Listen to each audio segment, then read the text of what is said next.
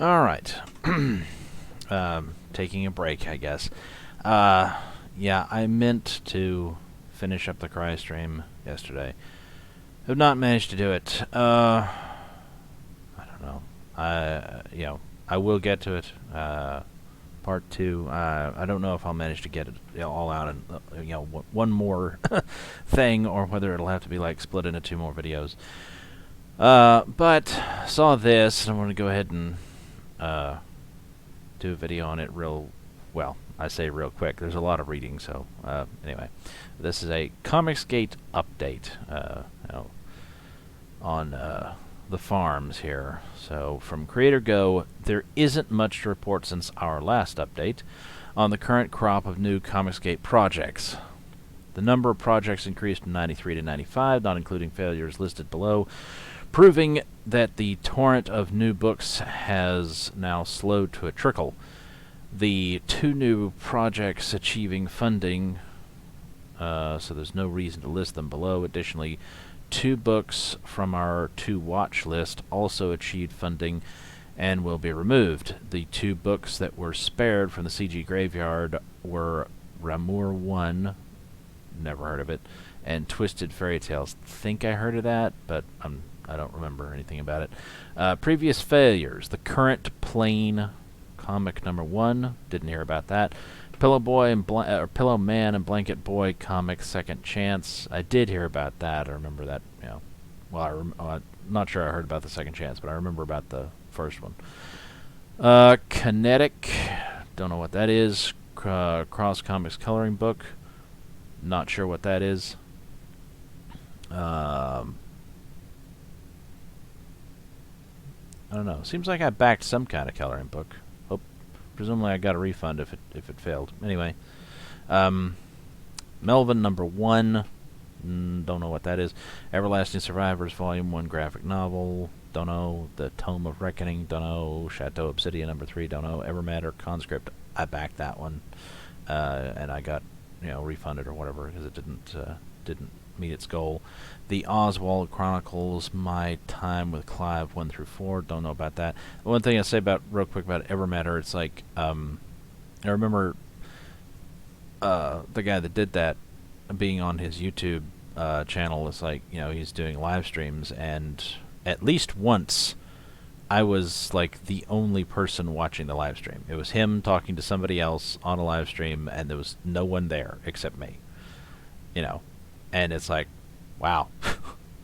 and since that happened a lot, he had a live stream and no one would be watching. It's like, that's probably not a great indication of how many backers you're going to get when you launch your comic if you don't have a larger audience than that. Compare that to however the hell many subscribers other YouTubers have had when they decide to launch a comic book. It's like they've had tens of thousands or maybe more before they do it, and he did it with almost nothing. So not perhaps not good timing on that one. I don't know. Zinner Master of the Mind Volume 1. Don't know about that. Wahid 2, Dawn of Evil, Taken Down. Never heard of it. Hexwood, Dust and Ashes. Seems like I heard of that one, but I don't remember anything about it. Wolfsbane Issue 1. Don't remember that one offhand. Skipped, Seeds of Power. Seems like I heard of it, but I don't remember anything about it. Columns of Creation Volume 1, Down to Earth. Campaigns to watch. Angels Awakening. Don't know. Sensationals Trilogy Superhero Comic New Cover. No idea. Octopus Cowboy number 1. Sounds weird. Freelancers Relaunch Welcome Back. No Tears Will Fail. Yeah, I heard about that, I guess on the farms or whatever. The guy that put it up, apparently he doesn't know how to edit his campaign or something. Like, he put it up, he accidentally went live with no tears on the campaign, and doesn't apparently know how to take the campaign down or edit it while it's live or something. And so he's just gonna wait until it fails, and it's like, that seems really dumb. Like that seems like a really bad idea. Like, yeah, just wait until it fails and then try again. It's like, that then you're gonna have this failure on your record, dude. I don't know. Forerunner issue 1. Gonna do a video on that one. Look at that. I'm thinking of doing videos on all these current CG campaigns. Take a look at it. So we'll look at that later. From Indiegogo, the latest campaign taking ComicsGate and this thread by storm is the newly launched Dame Gang book by Billy Nunez. While being ridiculed by some in the thread, the book offers 88 pages for the almost universal price of $25 plus shipping, which almost provides twice the content when compared to your standard 48-page CG book. The book follows 3 giantess women as they gain powers after coming in contact with an ancient artifact. The comic's promotion has been met with some criticism, perhaps unfairly so, given that several Coomer comics have already been promoted by ComicsGate, including Blue Mamba, not familiar with that one, Super Harem, I backed that one, actually I think I backed it twice, did finally get them. I thought it was a fun idea. I thought it was, kind of ridiculous, maybe a little bit gross, but, I thought it was funny, so I was all on board for the Super Harem thing. Disappointed that probably it doesn't look like there's going to be a second one because of that whole debacle. Anyway, and Lure, don't know about that one either, to name a few. The book is currently sitting at $6,390 from 138 backers with 54 days remaining on the campaign. Yes, because Ethan gave it his seal of approval. He told everybody to go back it on a live stream, so they did. So, I looked at this. I looked at the artwork. Honestly, it's like from that, it's like, yeah, it looks pretty good. It's it's digital, I guess, digital artwork that seems to have that look of digital artwork. Anyway, that looks just fine right there, what you can see of it, but what you're missing on this picture is the lower half of the women. When you see the lower half of the women, I don't really want to pull it up, so I'll just describe it. When you see the lower half of the women, it's like, my personal opinion on that is that these are supposed to be fighters or whatever. I mean, they're like over 9 feet tall, or something, but they're supposed to be fighters. They're supposed to be, athletes, essentially. And that explains why, like sometimes female bodybuilders will get thigh muscles that are just kind of oversized, and they look a little bit wrong because they're just too big. The thighs are too big. You do get that. That would be explicable, but you don't get women that are working out so much that they have those huge, thick, muscle thighs and also have a gigantic cellulite ass, which is what these are drawn as. They're drawn as, big, thick thighs, but it's, it looks like thick with muscle, and then big asses, and it's like, yeah, I mean, you can develop your glutes to the point that they're, that they kind of pop, and it's like, yeah, that, it looks nice on a woman who's really, really fit, but you can't get them gigantic. Like your glutes are just never going to get huge. So to have huge asses, proportionately large, like these women are drawn, there's no way for that to be anything other than just an enormous amount of fat. Just a massive amount of cellulite on their butts. And like I said, that just doesn't fit. It's like, it's like their boobs. I mean, yeah, their boobs are nice and big and round, but that can be explained by boob implants, because you often see that. It's like women exercise and they burn off like all their body fat, and if they had breasts at all to start with, they shrank to nothing. So they get breast implants. Well, these women could easily have breast implants, and that would explain them having big boobs, even though they're really, really athletic or whatever. But the gigantic ass, it's like, no, there's no way to explain that. It just doesn't fit. It's a terrible inconsistency. Also, although it's sort of, I guess it's supposed, I think somebody said it was supposed to be like manga-ish or something, and it's like, okay, yeah, there's this, it's stylized to a certain extent, I understand that, but at the same time,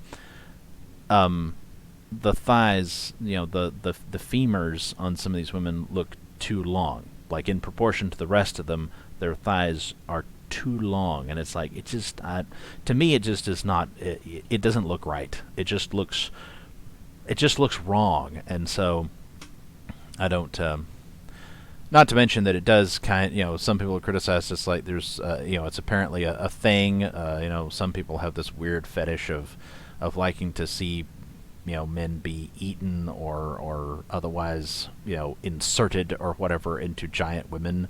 And there's apparently a sign in the comic where the black chick there, like, I guess sits on some guy or whatever and gets his ass, gets his head stuck up her in between her butt cheeks or something, and then, kind of squeezes him loose or something, which might be a scatological sort of fetish as well to a certain extent. So it's it's weird. And people say superhero was weird. It's like, no, that's not that weird, but this thing, it's sounding kind of weird. But like I said, it's like I might have given it a chance if only like I said, the whole the butt thigh thing. It's like, it just didn't look right to me, and I'm like, I don't want to try to enjoy a book where I'm constantly thinking that just looks like I don't know. Like, they're supposed to be giant humans maybe, but humans, and they just don't look, there's this part of their anatomy doesn't look right. It just doesn't look like humans. It's like, what the fuck is this? It would be very, distracting from, well, whatever the hell story there is. Of course, there may not be much story. I don't know. Of course, if it's meant to be fat material, then it's essentially a complete fail as far as I'm concerned, because I'm not gonna, it's like I'm not gonna be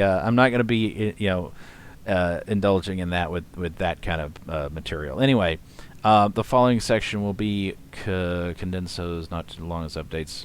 Thank you. Our very own Frog announced that fulfillment has begun. Cyberfrog warts and all. Great. Planet campaign. Sign up for. Yep. I have signed up for his toys. They're going to cost an arm and a leg. I did a rough calculation in my head, and if I got my math right, it's going to basically be $200. It's like, if you actually want one of each, it's going to cost $200 fucking dollars, plus whatever the shipping is, which would probably be a fucking killer as well. God. Anyway, in another recent update, crowdfunded the plot hole, Stronger Murphy. He's not ComicsGate, so I don't know why that's in here. Our very own Cosmic Warrior announced, that's JDA. An update, Crusader Comic Deus Vault has completed digital rewards emailed backers. Yes, I got mine. It's awesome. With physical copies to follow shortly. And another recent update, Michael Bancroft announced the Lucent is now complete. Head off to the printers. Great. Twitterverse. Scott Kurtz decided to put out a tweet insulting Frog about publishing self-published pull quotes from his own products. So he's quoting himself. That's a little weird, I admit, but whatever. I mean, I wouldn't have bothered with that, honestly. I would have, it's like, I mean, it's your product. You're saying that. It's like, you should just have said that as, that's what it is. This is part of the product description. In response, Frog took the time to remind his followers that Scott Kurtz has an unfulfilled Kickstarter campaign to the tune of $123,000. Holy shit. And pulls some choice quotes from backers of his campaign. Successfully fuck over all his fans' tune. Wow, Superbacker, when I see this slob, makes me want to puke. There's a pull quote for the back of Scott's book if it ever comes out. Well, I'm guessing probably won't. One of the ankle biters in comment section, nip at Frog's heels, call him Nazi. Caesar ComicsGate delivered a killing blow. ComicsGate, women posting L's. Well, the guy's a Nazi for starters. Is he really the word around casual nowadays, Phil? It's National Socialist. They're pretty capitalistic to me. Yeah, yes, definitely. Hypocrite to the list. Fuck off, Nazi. No, that's what that is. That's checked my bank account this fine payday and saw that for the next 2 weeks I'll be having water soup for breakfast, lunch, dinner for the foreseeable future. Aww. Too bad, so sad. In less confrontational news, Frog has been retweeting happy backers who have received their Salamandroid PVC figures from the Wreck Planet campaign. It would appear that the figures are being fulfilled ahead of the book, which this reporter assumes must be a nightmare when calculating the shipping bill. Yeah, I don't know for sure about that, but yes, I did get my Salamandroid. I didn't open it. I'm pretty sure that I bought a second one, so I'm going to wait for the second one to show up before I decide which one to open. So I'll open one of them and I'll keep the other one boxed up. In non-frog news, our very own Vickyverse retweeted an account that turned out to be dedicated to new channel by her and DA Talks. The new channel features a promotional video, which linked below. Presumably the CGDG videos will now take place on this channel as opposed to formally jumping from channel to channel each week. YouTube, as mentioned above, DA Talks Vickyverse created a new channel called DNV Investigations, which I'm guessing will host their weekly, correct me if I'm wrong. The channel's promotional video features a number of quotes from Tug, Liam Gray, and even a closeout endorsement from Frog. Interesting. We're not going to watch any of these videos. We'll be here for fucking ever. Yellow Flash continues to report on the domination of manga over Western comic book industry. Informing his viewers, sales data from May shows no slowdown in Japanese advance. The top 20 chart shows that Attack on Titan, Demon Slayer, My Hero Academia, and more are embarrassing Marvel and DC Comics. Not everyone is pleased with Yellow Flash Not everyone is pleased with Yellow Flash as the people's champion. The Patriot Hut did a series of videos calling out the CG and Weeb Wars veteran. The first video features the Hut filming his laptop, EFAPing Flash's videos. It's amazing that several years into YouTubing, the people's champion hasn't discovered the miracle of OBS. Yeah, although, I mean, part of it is because I think he doesn't apparently own a real computer, I guess. I don't know. Like, if you notice when he films his laptop or whatever, his laptop is like a Chromebook. You know, that's the thing that Google puts out or whatever. They're cheap, but it doesn't have a real operating system. It's got very little storage, I believe, and it's basically got a version of Linux that's made by Google, you know, Chrome OS or whatever, and you know, it's just meant to be like a front end to all of Google's web services. So I don't know how much how much you could really do with one of those. I never wanted to get, you know, inextricably linked to doing everything online. I do shit tons of my computing offline, so I prefer to have a real computer. The second video is even worse, even for the Hut. The Hut goes into a 5-minute rant about how Yellow Flash never says hello. Well, how many fucking times did I post, you know, some comment or whatever to the Hut's videos, and he never responded, so he doesn't say hello either. And how YF, so YF Yellow Flash. One of these previous videos that I did, I came across, somebody mentioned something about, you know, comparing somebody to other YouTubers or whatever, and they said YF, and I couldn't think who the fuck that was. Yellow Flash, but I don't, you know, I've never really paid that much attention to him. So I guess that's why it just didn't click for me. Anyway, thinks he's better than the Hut for having a larger sub count. Well, that's, I guess, the way that most people think about such things. The Hut let slip the motivation for the video was Flash mentioning the People's Champion on a recent live stream. Well, you know, at least he gets mentioned. I'm sure. You know, I somehow doubt I'll be mentioned anytime in the foreseeable future on anybody other YouTube channels, but you never know. You never know. Of course, if I am, it'll probably be in the same context. It's like, you know, to take issue with something I said, and it's like, well, you know, whatever. In a breaking video, Comics by Perch, not familiar with that channel offhand, covers the recent rumors circulating online that Tim Drake has been revealed to be a bisexual. Well, I'll make a few quick comments about that. Not necessarily about Tim Drake being bisexual, but about bisexuality in general. On the one hand, it kind of feels like nowadays you expect to see a lot of that sort of thing, you know, whether you consider it virtue signaling by the SJWs, or just, or inclusivity, or whatever the fuck.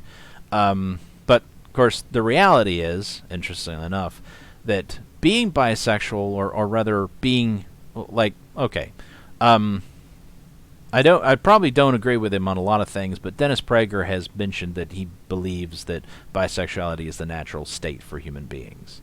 And I think probably he's right. I think most people don't like to admit that, but I think it's true. I think very few people, all things considered, are quote unquote super straight. Very few people are 100% heterosexual.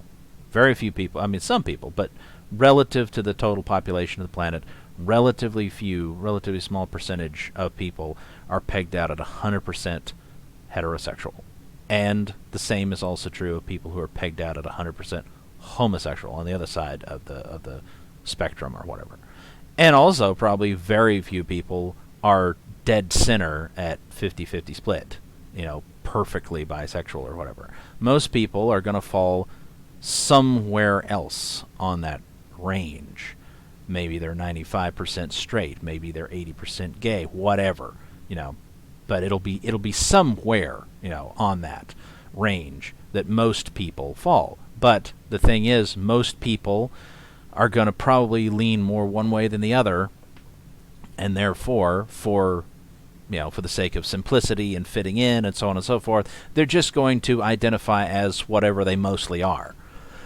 And, it's like, if you're mostly straight, then it's easy to fit in with the straights. And if you're mostly gay, it's easy to fit in with the gays. You just be like, I'm gay, and that's just how you live your life. It's real easy, So it's only people who are a lot closer to the 50-50 split who are gonna be like, I have to identify as bi or whatever, at least, feel like they need to, But anyway, like I said, but back to my point, but being bi has never really been popular, or rather, like I said, identifying as being out, I mean, I won't say out and proud. Pride is a sin, remember that.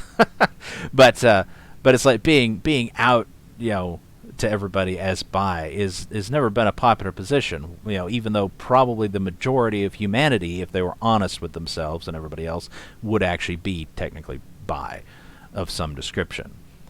Why? Well, the straights don't like it. Like, they're uncomfortable. They would be uncomfortable with the idea of anybody among them being out as bi. They'd probably make nasty jokes, and they'd probably kind of assume that, oh, well, that's just, they'd assume that, well, they'd probably assume that, oh, well, he's just gay, and, and pretending to, whatever, and there'd be all the, the snide remarks about how disgusting it is to do gay shit, and how, they kind of half expect that the dude probably has AIDS, I mean, obviously I'm looking at this from a male perspective, but, it's not quite the same with females, of course. Straight men are notorious for really being, finding lesbians, hot girl-on-girl action to be quite appealing. And it's not. I mean, it's not.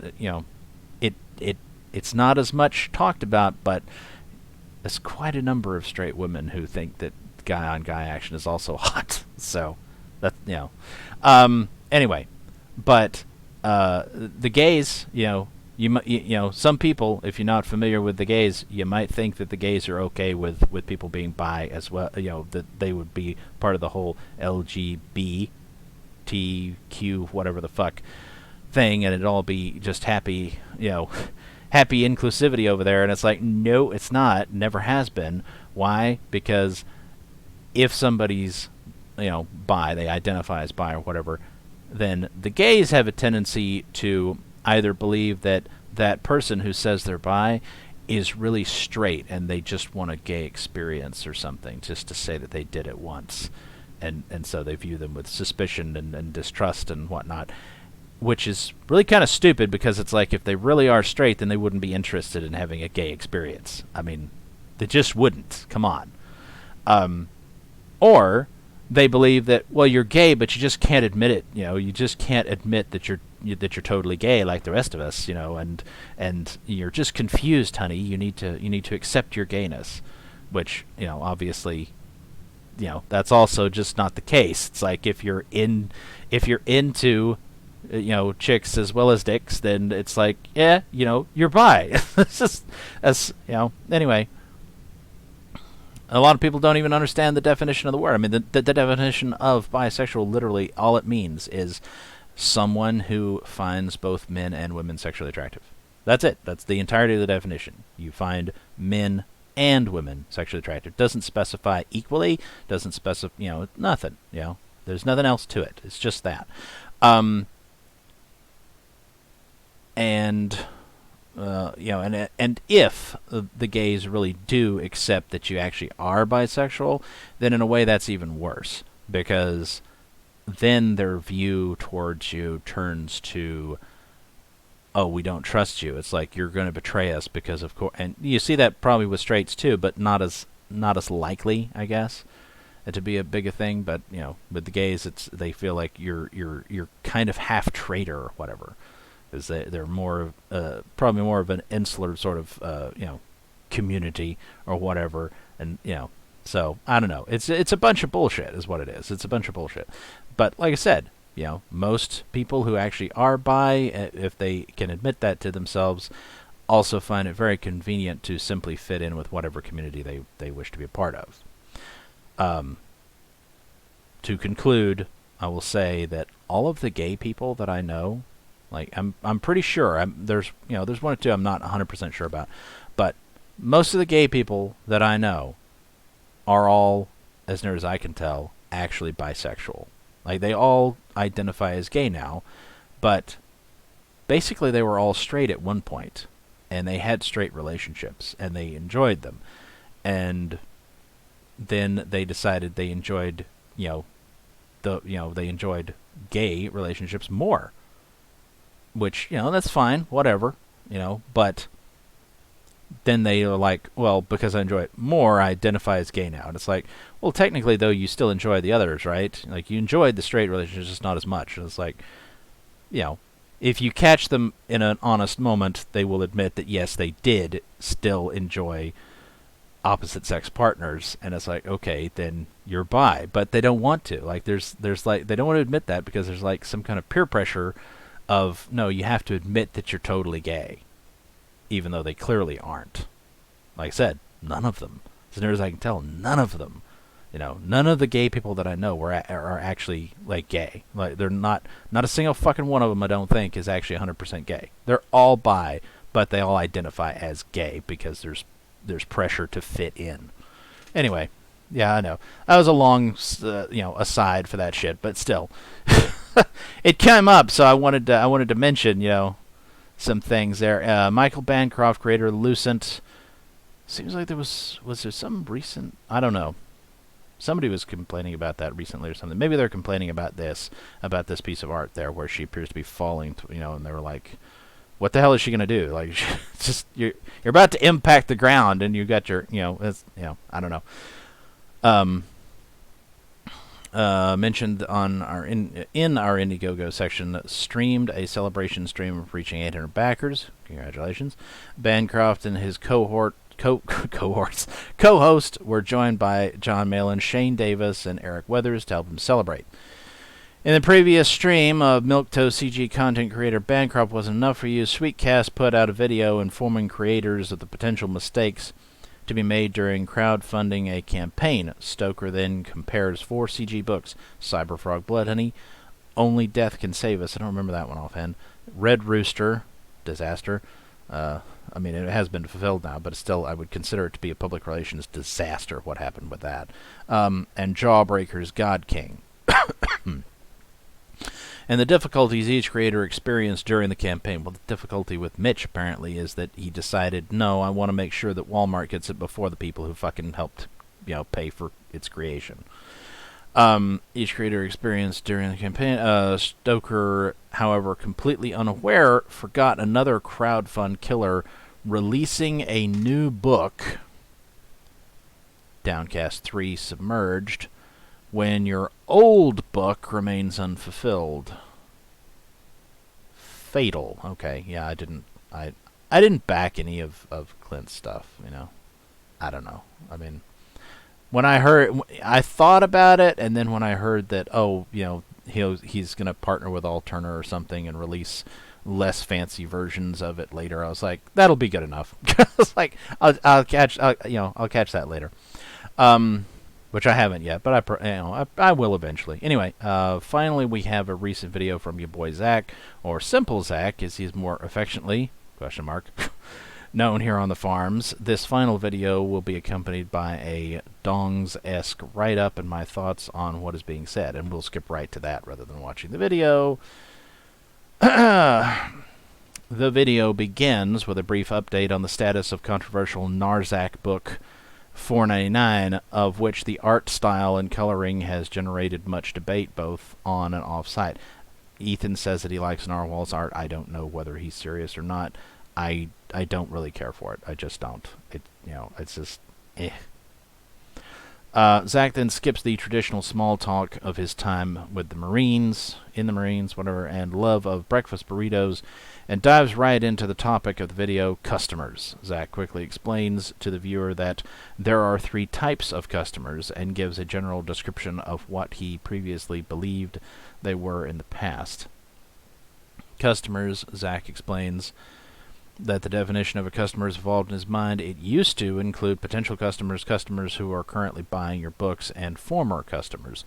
Then Zach had an epiphany that this analysis was wrong, because creators are changing, customers are changing, and the entire world is constantly in a state of change. I thought everybody knew that change is the only constant, as the saying goes. Zach then states there are writers he loves, but no longer buys their books because he knows what to expect from them. A lot of people consider that knowing what to expect is a good thing. You know, it's like when Timothy's on writing Star Wars books, it's like you learn to expect that, well, his Star Wars books are going to be really good. Like the other authors, it's like you don't know for sure, is it going to be good or is it going to be a complete shit story? You don't know. But with him, it's like you learn to expect that, yeah, it's going to be a really good read. So anyway, and this is why he likes to surprise people with books like 499 and Rock and Roll Ninjas. Well, some people like surprises, some people not so much, and it also depends on what they consider, was the surprise a good one or not.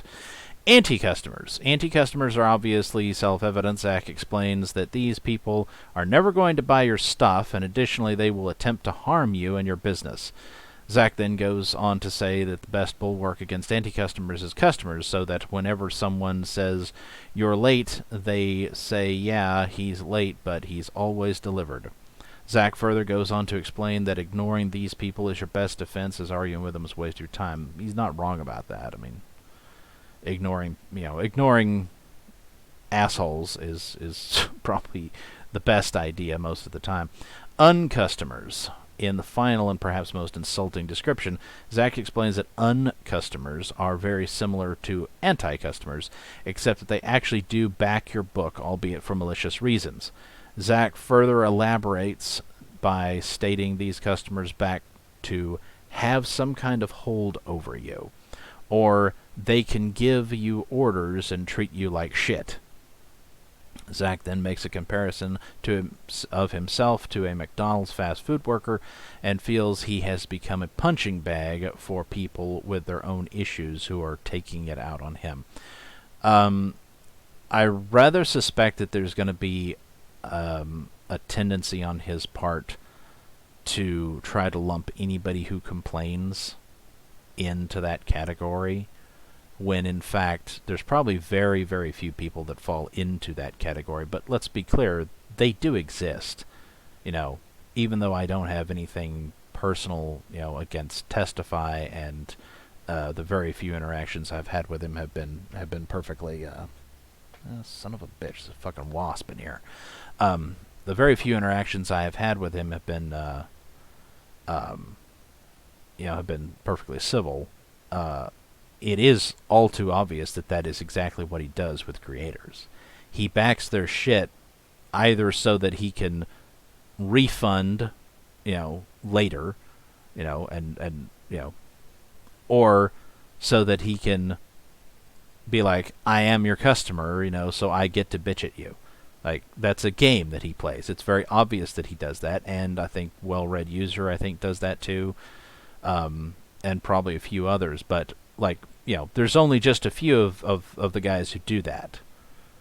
But like I said, it's like Zach is probably going to be, it's like people who are legitimately angry that, look, fuckwad, I gave you a lot of money for this, and it's been, a year and a half or whatever, and you still haven't fucking fulfilled the damn book. It's like, where's my product, or where's my money? It's like, that's a legitimate complaint that a customer would have. It's like, I went to a restaurant today that I quite like, but I went there and sat in the drive-thru for several minutes, and there was not a single acknowledgement that I was there, and so I left. Because I'm not gonna, it's like, even if you're busy, it's like, at least acknowledge that you've noticed, So, anyway, but they actually called and said, asked me to come back. So apparently they did notice me. I went ahead and went back. Like I said, it's like, really like that place. So, friends with the, with the people that work there. So, anyway, but the point is, it's like, it's a legitimate complaint that you're late on your book, and Zach is most likely going to try to lump legitimate complaints in with the people that he considers are just, being malicious bastards. When in fact, like I said, there's probably very, very few people who fall into that category. Zach then finishes by summarizing that customers are great, anti-customers are weird stalkers to be ignored, and uncustomers are people who buy your product to treat you like shit and make a scene. Well, yes, but like I said, there are relatively few of those, so I don't, Zach then closes with the traditional, tell me what you think of this video. Plan on doing so below, not before archiving the video, and a spoiler below, given his new trend of privating his videos. I did not realize that he was doing that, but apparently he is. This video is just another example in the continuing trend of everybody's former best boy Zach's transformation into somebody completely unrecognizable in 2021. It was back in February of this year. I created a post titled The Tale of Simple Zach Terminal Decline, in which I responded to a video he put out. He's completely dumbfounded why Rock and Roll Ninjas was performing poorly compared to his previous books. The video shows Zach's complete lack of self-awareness and inability to look at himself critically as he attempted to explain away his own decline by blaming crowdfunding as a whole, despite the fact comic book crowdfunding profits are increasing as a whole. And with many creators outperforming their previous books, my key points for his decline were summarized as follows: a lack of user engagement, no Twitter or live streams. Yeah, that can be an issue. Sloppy campaign pages, lack of page art, page count, stretch goals, etc. Yeah, his campaigns are, anyway. Terribly received books, pandemic, Ballad of No Iron Sights. Yeah. Unfulfilled campaigns, The Expendables. Yeah, I'm so glad I didn't actually back that. I kind of wanted to. Of course, what I like, I don't know. While the Expendables campaign was still live, what it was, while it was before, before it went in demand, while it was still up just during the funding period or whatever, I'm pretty sure I checked it several times, and like some of the tiers kept changing. I mean, there's so many fucking tiers to start with; it's difficult to keep track. But I'm pretty sure some of them, like there would be new ones that would appear and then disappear. And at one point, there was a Kyle Ritter variant cover, I think, and I was like, oh, that looks pretty good. I think I might like that one. And then the next time I checked, it was gone. Of course, I think I lucked out because I'm not 100% sure that I think I either saved the page or I had like a print screen of it or something, and I checked that and looked at it and realized that, oh, the description here actually says that his cover was only for some kind of making of book or something. So it's like, yeah, you get that cover, but you don't get the fucking story. You get behind the scenes, whatever the fuck. And it's like, I don't want that. What the hell? Grand Bazaar. Ditching the Wade lawsuit and a lack of adapting his YouTube content to something different. Yeah. since this rebuttal of Zach's video, he has defended former SJW professionals who maligned him and promoted their work, Mags, Aubrey Sitterson, and Nick Spencer, and deleted a horde of his old videos so as not to upset them. Oh boy. His take, I honestly, I don't like that kind of behavior from any YouTuber, to be quite honest. Whenever they delete their old shit, it's like, that just makes it sound like you got something to hide. It just does. And hey, it's like, I don't see what the problem is. It's like, some people, I don't know. Some people have an issue with that. It's like, obviously my channel is fairly new, but at the same time, probably I stand behind most of my takes that I've had, and if my understanding about some things has changed and my view on some things has changed, then it's like, okay, but that doesn't mean that I delete my old videos that say something, because it's like, yeah, at that point I had that view, and now my views have changed. Everyone is constantly changing as a result of new experiences. That's just how it is. I don't need to hide the fact that I once thought differently on a certain subject. Like, I'm not afraid that people will go back and find that and be like, oh, but you used to say this, and it's, because if they do that, I'll be like, yeah, I used to, and now I don't. It's it's not, I don't know. It's just weird that people apparently feel the need to be like, oh, well, I shouldn't have said that, or oh, people criticize me if they see that I used to say this and such. It's like, what do you? I don't know. It's just weird. Weird behavior, but I don't like it. I don't like people trying, like I said, it makes it seem like you're a disingenuous sort of person and you're trying to hide things. His takes have gotten progressively worse, and he's quickly appearing out of touch with his own audience, at least to those with two brain cells to rub together. While lecturing his audience and fellow creators to get off Twitter, he spends much of his time reporting on tweets from people showing that he hasn't divorced himself completely from the site and instead hides like a coward behind his YouTube channel while ceding this ground/infrastructure to the enemy. Yeah, that's the point. This video is perhaps the worst take I've seen from Zach so far, including his recent defense of Nick Spencer. As summarized by Mr. Dongs, after speaking with the well-hung Kiwi himself, he gave me his own interpretation of what Zach was really saying about his customers. Crowdfunding 101, the 3 types of customers by Mr. Dongs. The pay pig will eat whatever shit you shovel in their trough. Pardon me. When not consuming shit, the pay pig will defend you from any and all criticism, including legitimate criticism. Yeah, and that last bit is the real killer there. The A-logger, I guess, I don't know what that word is or how it's supposed to be pronounced. People who will criticize you, whether or not the criticism is genuine or malicious is irrelevant. Just ignore them and wait for your pay pigs to come to your defense. The gay opper. People who deliberately spend their money to complain about you or make you look bad.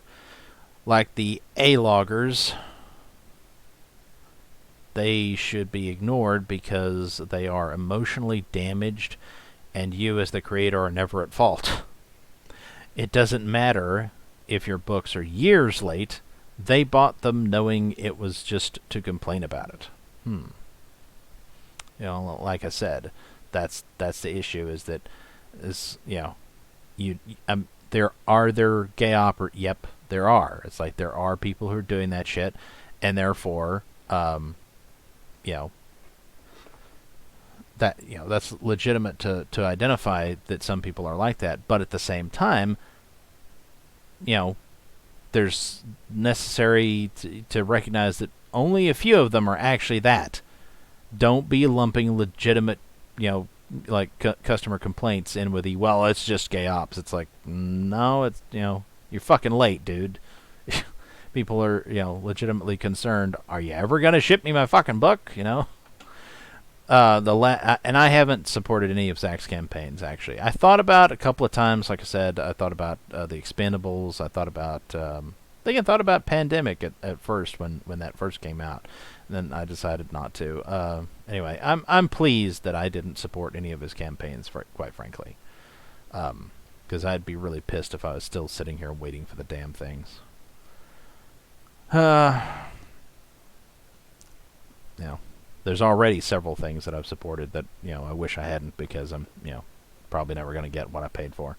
The last description is perhaps the most insulting of these descriptions and represents a growing trend of ComicsGate creators accusing their customers of a new conspiracy known as buyer's gay ops, again coined by Mr. Dongs, when reporting on the volatile situation between OzArts Creations and his customer Wiggle Wiggle / Pink Ape. Yeah, seems like I remember hearing some about that. Mr. Donks had previously reported on the ongoing feud between the former Live with Liam co-host and his customer in a series of posts here, and here. This behavior is not isolated to just OzArts Creations and now Zach. If anyone wishes to take a look through the comment section of Antonio Bryce's brand campaign page, yeah, also happy to say I didn't back any of Antonio's shit. Apparently, he's another one, I don't know. Anyway, this disturbing new trend of putting creators before customers begs several questions. Does ComicsGate's response to the mainstream creators back in 2017 put them in the category of the anti-customer or the uncustomer? Were the hot dog vendors at Marvel and DC right to throw the bun in the uncustomer's face and shriek, "Begone, bigots!" to the cheers of their phantom new customers? Will this new concept of buyer's gay ops become the new standard defense for creators like Critias? I should think not. Martina Markota and Slick Jimmy moving forward when a book will never be received. Well, Slick Jimmy's defense is going to be that he's in prison. Critias's defense doesn't have one. It's like he already admitted he spent all the money, so fuck you all. And I don't know, Martina Markota, I don't know, there's some weird ass story about how she hired some artist who I think she hired some artist who kept on trying to change her story to insert a character who was clearly meant to be a Gary Stu of the artist. It's like meant to be a self-insert of the artist in the story, and trying to basically steal her IP or something. And I don't know whether all that's true or not, but it sounds really fucked up no matter what is really going on. Anyway, so I don't know, I don't know if or when she'll ever get that straightened out. Finally, to repeat another age-old question asked by a determined champion of the people, has anyone seen Richie? Because I don't recognize this guy anymore. Well, yeah. That's the news update for this week. Do they do this every week? This is like the first one in I don't know how long that I've actually noticed on here.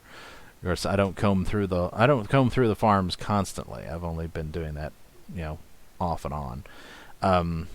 As always, take care and stay safe out there. And then offers... What is that? Johnny Walker Blue Label. Oh, yeah. Not had that, actually. Now that I think it's possible that the mandate's been lifted, the liquor store might not be trying to bitch at me for not wearing a mask. I might go and look for it. All right. That's it for this. Like I said, I'm going to start looking, I think, at some of these, and I don't know. I feel like maybe I should hold off on criticizing, CG too harshly. But there's some issues that I feel like, I don't know art, that's the thing. It's like I can't really criticize the art in any meaningful way. It's like I don't know art. I only know what I like and what I don't like. So I can just give my honest opinion on the art. I don't know anything about it. I don't know what style it is. I don't, it's like I can't say any of that shit. All I can say is, and I'm not going to pretend to know any of it. All I can say is I like it. I don't like it. And if I don't like it, then I can probably point out certain things that I find objectionable, like I did with the the giantess thing. But there's also some of the just the way that a lot of these CG campaigns, and it's difficult to know who's claiming to be a CG campaign or not. But I'm assuming that the ComicsGate website and CG Tracker or whatever that I've located are gonna hopefully sort that out for me. But anyway, like I said, like we're gonna look at Forerunners in another video, and I will be talking about the prices and the tiers, and just my impression as a potential customer of their campaigns. All right. Until the next one.